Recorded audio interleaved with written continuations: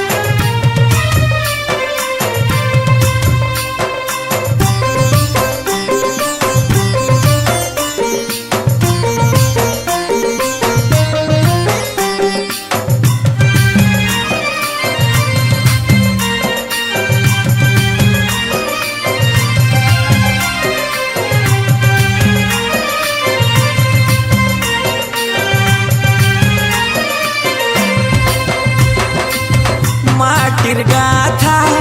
वीर कथा कहले नाई सरे आमर नदी महानदी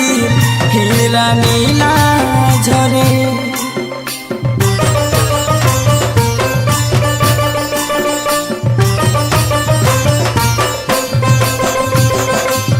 देवी देवता पायसन पूजा श्रद्धा मन भीतरे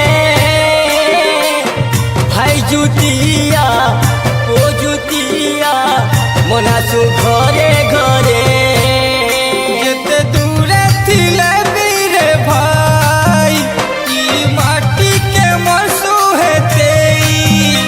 इधर पानी पवन के भूले सतरही नहीं हुए कहीं आइछे देखो बचर के थोरे नुआ खाई पाउछे पूजा देउले माँ सोमरे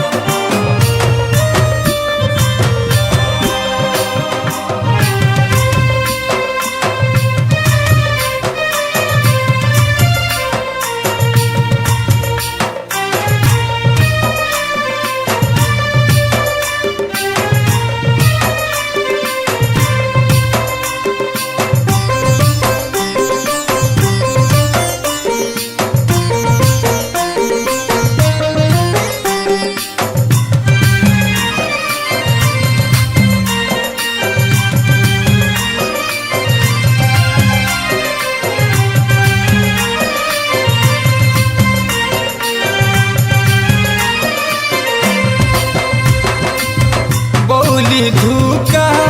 कहरु थीसी